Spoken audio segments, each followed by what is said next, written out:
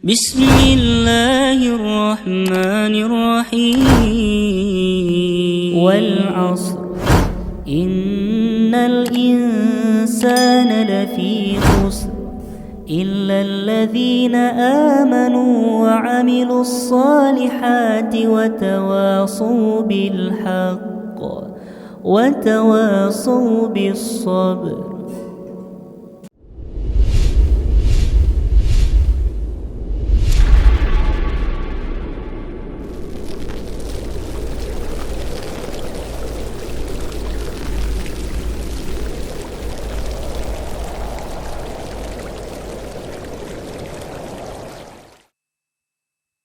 Bismillah, Assalamualaikum warahmatullahi wabarakatuh. Alhamdulillahi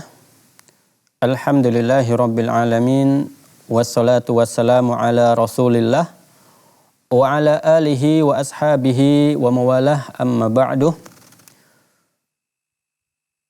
Kaum muslimin yang dirahmati oleh Allah Subhanahu wa ta'ala, puji syukur kita senantiasa kita ucapkan kepada Allah Subhanahu wa ta'ala, karena Allah Subhanahu wa ta'ala masih memberikan kepada kita kenikmatan-kenikmatan yang sangat banyak sekali.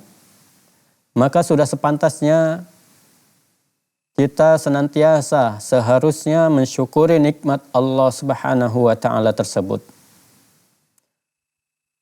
Karena tanpa nikmat Allah Subhanahu wa ta'ala, maka kita tidak akan bisa hidup.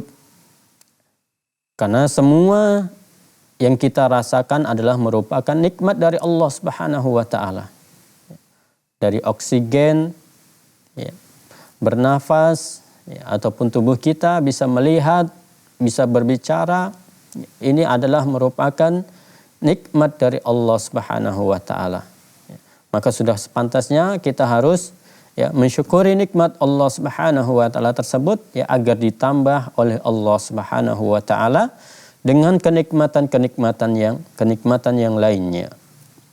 Walaupun kita dalam hidup susah,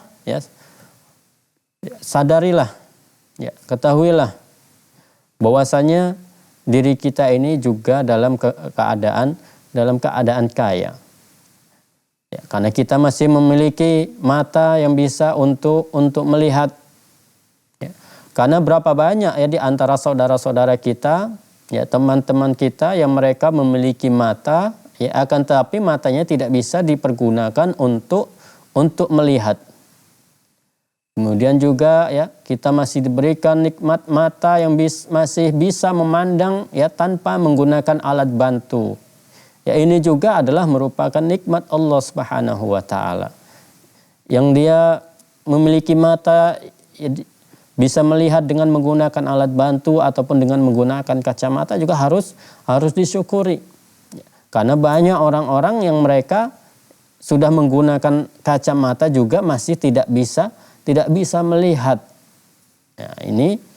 Maka dari itu senantiasa kita ketahui, kita sadari diri kita agar kita senantiasa mensyukuri nikmat yang Allah Subhanahu wa ta'ala berikan kepada kita. Salawat dan salam senantiasa kita sampaikan kepada Nabi kita, Nabi Muhammad sallallahu alaihi wasallam, yang mana kita selalu mengharapkan syafaat dari Nabi Muhammad sallallahu alaihi wasallam nanti pada hari kiamat. Kaum muslimin yang dirahmati oleh Allah Subhanahu wa ta'ala, kita lanjutkan kembali pembahasan kita dari kitab ataupun dari buku Seluk-Beluk Alam Jin dan Syaitan yang ditulis oleh Syekh Wahid Abdussalam Bali. Di kesempatan sebelumnya kita sudah membahas yang berkaitan dengan dua tempat tinggal dari jin. Dua tempat tinggal dari jin. Nanti kita akan lanjutkan tempat tinggal jin yang lainnya. Yang pertama adalah kita sebutkan adalah tempat tinggal jin adalah berada di gua. Jadi jin ini mereka sangat senang tinggal di gua. Apalagi guanya gua yang gua yang dikeramatkan, ya. Seperti ya ada gua yang ada di Danau Linting, ya. Itu ada katanya gua perak dan emas, ya. Karena kalau kita masuk ke situ, ya, itu ada ritual yang harus kita ikuti, ya, gerakan-gerakan yang harus kita ikuti. Ya, situ jin sangat senang. Ya, nanti ketika kita masuk baru ya pemandunya itu memberikan penjelasannya, inilah emasnya dilingkari oleh ular, ya, padahal tidak secara kasat mata kita tidak bisa melihatnya. Ya, hanya penjelasan dari mereka, ya, entah betul atau tidak. Yang pastinya jin ya ini sangat suka tinggal di gua. Ya. Kemudian yang kedua adalah ya jin, ya mereka ini suka tinggal di lautan, ya. Bahkan singgasana ataupun istana mereka itu berada di lautan. Ya, jadi setiap pasukan yang dikirim untuk menggoda manusia, untuk mengganggu manusia, ya, mereka selalu kembalinya itu ke lautan untuk melaporkan ya apa yang sudah mereka kerjakan, ya apa yang sudah hasil apa yang mereka dapatkan. Ya, jadi mereka membuat laporan, ya laporan harian mungkin, ya ada laporan mingguan mungkin, nah seperti itu. Jadi ya jin juga mereka melaporkan ya kegiatan apa yang sudah mereka kerjakan dan apa hasilnya. Ya, di antara misi jangka pendek mereka, ya tujuan jangka pendek mereka adalah ya menceraikan antara suami dan istri. Ya, jadi suami dan istri mereka buat untuk bercerai. Ini adalah jangka pendeknya. Sedangkan ya misi ataupun tujuan jangka panjangnya adalah untuk menyesatkan manusia, ya agar manusia ini menyekutukan Allah Subhanahu wa taala.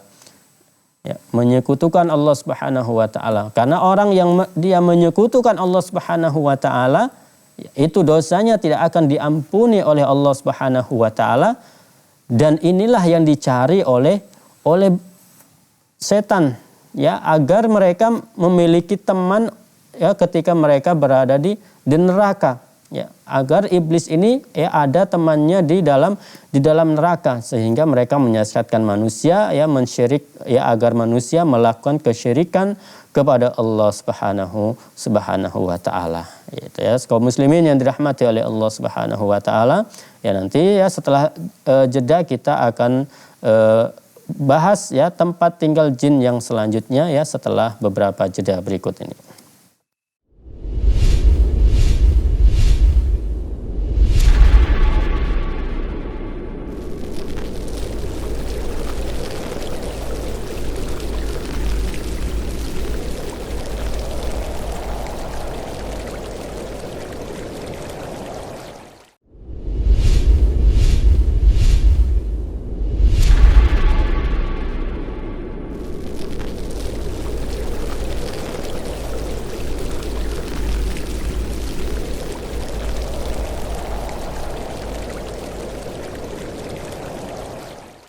Kaum muslimin yang dirahmati oleh Allah Subhanahu wa taala. Ya, kemudian yang ketiga, ya di antara tempat tinggal dari jin adalah gunung, ya, ataupun pegunungan. Ya. Sebagaimana diriwayatkan oleh Bilal bin Haris menceritakan dalam sebuah perjalanan bersama Rasulullah sallallahu alaihi wasallam. Beliau sallallahu alaihi wasallam memberitahukan bahwa jin muslim dan jin musyrik itu mereka sedang bertengkar. Lalu mereka minta ditempatkan di suatu tempat. Maka Rasulullah menempatkan jin muslim di Al-Jalas, perkampungan dan gunung-gunung. Sedangkan jin musyrik ya ditempatkan di Al-Ghaur, antara gunung dan laut. Jadi pegunungan ya atau gunung ini adalah merupakan di antara tempat tinggal dari jin. Makanya jangan heran jika ada orang yang mereka ketika masuk ke daerah pegunungan, ya ke daerah gunung, ya mereka tidak meminta perlindungan kepada Allah Subhanahu wa taala, ya maka kemudian jin menyesatkan mereka. Ya, bahkan ya mungkin beberapa bulan yang lalu ada orang yang dia disesatkan oleh jin, yaitu sampai 1 minggu dia tidak bisa kembali. Ya, sampai 1 minggu disesatkan oleh jin, dan bahkan ada yang dia dijamu oleh jin. Ya, diberi makan oleh bangsa jin tersebut. Ya, jadi ada yang model-model seperti ini. Jadi tidak usah heran jika ada orang yang dia pergi ke gunung kemudian tiba-tiba hilang. Ya, karena memang dia tidak meminta perlindungan kepada Allah Subhanahu wa taala. Ya. Makanya Rasul sallallahu alaihi wasallam mengajarkan kepada kita ketika kita singgah di suatu tempat yang belum pernah kita singgahi, atau ini adalah merupakan, ya kita mengetahui ini adalah merupakan tempat tinggal dari jin, ya, maka kita membaca doa yang diajarkan oleh Rasul sallallahu alaihi wasallam. Ya, di antaranya adalah doa a'udzu bikalimatillahi tammat min syarri ma khalaq.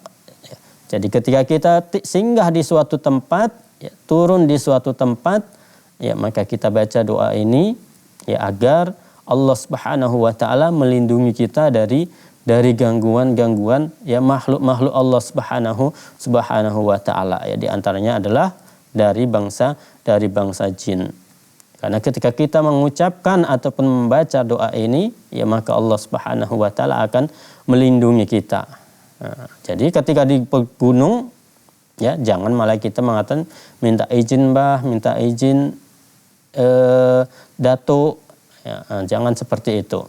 Ya, tapi kita baca doa yang telah diajarkan oleh Rasulullah sallallahu alaihi wasallam agar Allah Subhanahu wa taala melindungi kita. Ya. Mungkin ucapan tadi adalah ucapan yang kita anggap sepele, yang kita anggap remeh. Tapi, ya, ucapan ini memberikan keyakinan kepada kita bahwasanya yang melindungi, yang memberikan perlindungan, ya, adalah bukan Allah Subhanahu wa taala. Ya, karena kita meminta perlindungan kepada selain Allah Subhanahu wa taala. Ya. Walaupun mungkin, ya, ini adalah aku tidak yakin, tapi dari ucapannya, ya, ini adalah merupakan ucapan yang sepele, akan tapi ini adalah ucapan yang bisa menjatuhkan seseorang kepada, ya, perbuatan kesyirikan kepada Allah Subhanahu wa taala. Ya. Walaupun mungkin ini mungkin hanya sampai pada dosa syirik kecil. Ya. Walaupun ini terjatuh dalam dosa syirik kecil, yang namanya perbuatan syirik kepada Allah Subhanahu wa taala itu harus kita hindari, harus kita hindarkan. Ya. Makanya kita harus, ya, mengetahui, ya, hal-hal yang seperti ini. Kita harus mempelajari ilmu tauhid agar kita bisa mentauhidkan Allah Subhanahu wa taala, dan kita harus mengetahui, ya, perbuatan-perbuatan apa yang menjatuhkan seseorang kepada kesyirikan ataupun yang bisa membatalkan tauhidnya, ya, maka kita harus mempelajarinya agar kita terhindar dari perbuatan syirik kepada Allah Subhanahu wa taala yang merupakan tujuan, ya, utama dari visi misi dari iblis tersebut, yaitu menyesatkan manusia dan membuat manusia ini syirik kepada Allah Subhanahu wa taala, ya. Karena kalau kita sudah bilang seperti itu, memang mereka tidak mengganggu. Ya, makanya ketika ada orang yang dari hutan tiba-tiba kesurupan, maka terkadang ada, ini kan kamu tidak minta izin terlebih dahulu sih sama penjaga gunung tersebut sehingga diganggu. Ataupun kadang jinnya tersebut yang berbicara, ya, karena dia tiba-tiba buang air kecil tidak meminta izin terlebih dahulu, ya, aku tersiram, ya, sehingga, ya, aku ganggu dia. Ini yang sering terjadi. Makanya ketika kita singgah di suatu tempat, ya, ataupun yang kita anggap tempat inilah tempat yang angker, merupakan tempat tinggal dari bangsa jin, ya, maka kita membaca doa perlindungan kepada Allah Subhanahu wa taala, meminta perlindungan kepada Allah Subhanahu wa taala, ya, ataupun yang telah diajarkan oleh Rasul sallallahu alaihi wasallam, ya, a'udzu bikalimatillahi tammat min syarri ma khalaq. Ya, aku berlindung kepada Allah dengan kalimat-kalimat Allah yang sempurna, ya, dari keburukan makhluk yang diciptakan oleh Allah Subhanahu wa taala. Itu, ya, kaum muslimin yang dirahmati oleh Allah Subhanahu wa taala. Ya, jika kita tidak hafal dengan doa tersebut, ya maka kita bisa membaca ta'awuz saja. Yang penting adalah kita yakin ataupun kita meminta perlindungan kepada Allah Subhanahu wa taala. Kaum muslimin yang dirahmati oleh Allah Subhanahu wa taala, insyaallah nanti kita akan lanjutkan ya tempat tinggal dari jin ya yang ke selanjutnya, yang keempat ya setelah beberapa jeda berikut ini.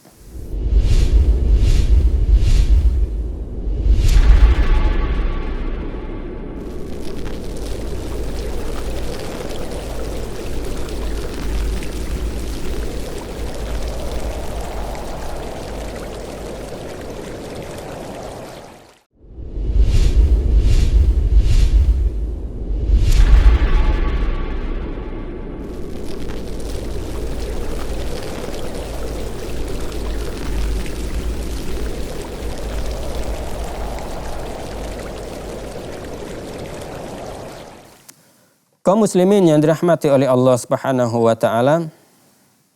Ya. Selanjutnya yang keempat untuk tempat tinggal dari jin adalah lembah. Ya. Lembah ini adalah dataran rendah yang berada di bawah bukit. Ya, ini yang biasa disebut dengan lembah. Ya. Dan ini adalah sebagaimana ya hadis yang tadi yang telah disebutkan oleh Rasulullah Shallallahu Alaihi Wasallam untuk penempatan jin. Ya, jadi jin yang muslim ya itu ditempatkan di perkampungan dan gunung-gunung.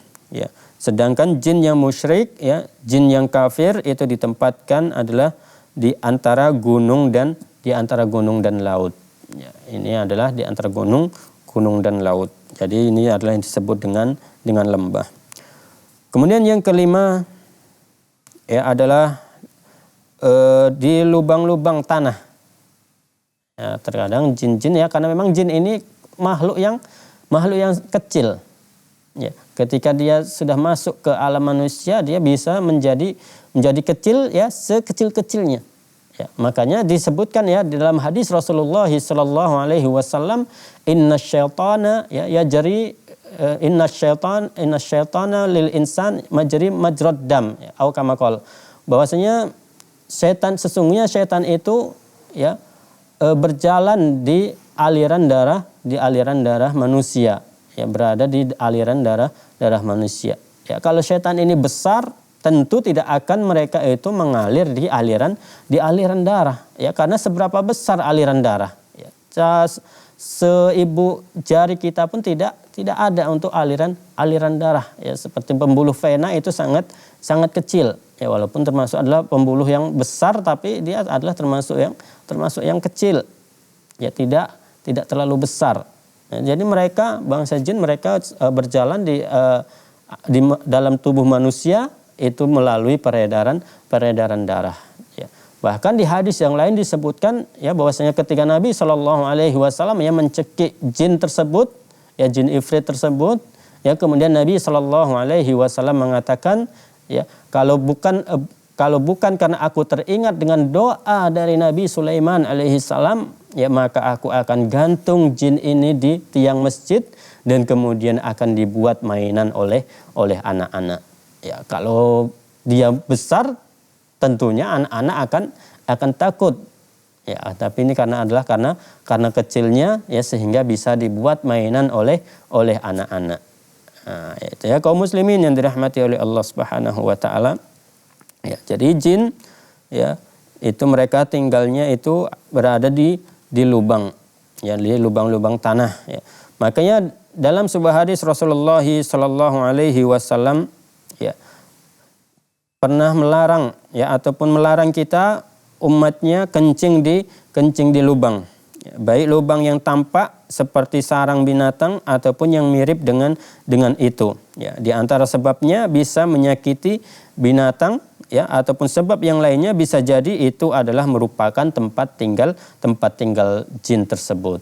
Makanya kita jangan asal buang air kecil ya, apalagi yang ada lubangnya ya, apalagi kalau sudah musim kemarau ya ini tanah-tanah semuanya kadang ada retak-retak ya, kita kadang suka ya, ataupun di antara kaum muslimin ada yang mereka buang air kecil sengaja diarahkan ke lubang tersebut ya. Selain kita nanti menyakiti hewan yang ada dalam lubang tersebut ya, seperti semut ataupun ulat ya, ulat tanah ya, ataupun cacing dan lain sebagainya ya, dan dikhawatirkan nantinya bisa mengganggu ya dari bangsa jin, karena itu merupakan tempat tinggal mereka ya. Karena kalau mereka sempat merasa terganggu ya, maka bisa jadi nanti gantian ya manusia yang akan diganggu oleh jin tersebut, yang bisa melalui penampakan ataupun bisa juga dengan melalui ya merasuk ke dalam tubuh manusia tersebut ya. Itu adalah untuk orang-orang yang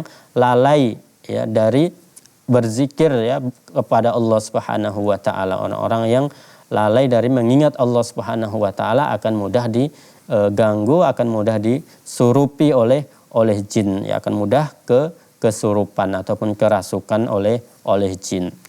Ya, di antaranya adalah hadis dari Rasulullah sallallahu alaihi wasallam ya, dari Abdullah bin Sarjas ya, bahwasanya Rasulullah sallallahu alaihi wasallam bersabda, la yabulanna ahadukum fi juhrin. Qalu liqatadah wa ma yukrahu minal bauli fil juhri. Qala yuqalu innaha masakinul jinni. Ya. Janganlah sekali-kali ya kalian kencing di dalam lubang. Ya. Orang-orang pun bertanya kepada Abu Qatadah, apa yang membuat makruh kencing di lubang? Maka kemudian Qatadah pun berkata, dikatakan bahwa sesungguhnya lubang adalah tempat tinggal jin. Ya, jadi sini ya sahabat Nabi Abu Qatadah mengatakan secara jelas langsung bahwasanya tempat ya lubang-lubang itu adalah merupakan tempat tinggal dari jin. Ya. Karena kalau kita ya tempat tinggal kita saja kalau ada yang buang air kecil sembarangan di rumah kita saja sudah marah. Misalnya cuma di tembok samping rumah saja ya, atau apalagi sampai di depan rumah dia buang air kecil, kita saja sudah marah. Ya, apalagi ini ya rumah jin, langsung kita buang air kecil mengenai mereka, maka sangat wajar sekali jika mereka marah. Ya, mengganggu ya, gantian diganggu ya, seperti itu karena kita sembarangan ketika buang air kecil. Ya. Kaum muslimin yang dirahmati oleh Allah Subhanahu wa taala, ya inilah ya indahnya Islam ya, mengatur ya semua ya aspek dalam segi kehidupan, semuanya sudah diatur dalam Islam ya. Sampai buang air kecil juga ada aturannya ya. Berbeda dengan agama-agama yang lainnya, tidak ada aturannya secara jelas dari kitab-kitab mereka ya, ataupun penjelasan secara langsung dari nabi yang mereka nabikan ya. Tapi kalau dalam Islam sudah jelas ya, ada petunjuk baik dari Al-Qur'an ataupun dari hadis Rasulullah sallallahu alaihi wasallam ya, tata cara buang hajat, termasuk diantaranya adalah buang air kecil juga sudah ada aturannya dalam Islam ya. Diantaranya adalah tidak boleh ya buang air kecil di dalam lubang ya, karena bisa saja mengganggu hewan yang ada di dalamnya ya. Dan sangat disayangkan lagi ya kalau sampai mengganggu ya, ataupun membuat buang air kecil tersebut ya bisa menghancurkan rumah jin yang mereka berada di dalam lubang tersebut. Kaum muslimin yang dirahmati oleh Allah Subhanahu wa taala, semoga apa yang kita sampaikan di kesempatan kali ini dapat bermanfaat untuk kita semua. Kita selalu memohon kepada Allah Subhanahu wa taala, semoga Allah Subhanahu wa taala melindungi kita ya dari semua gangguan jin dan syaitan. Kita tutup dengan doa kafaratul majlis. Subhanakallahumma bihamdika asyhadu an la ilaha illa anta astaghfiruka wa atubu ilaik. Wassalamualaikum warahmatullahi wabarakatuh.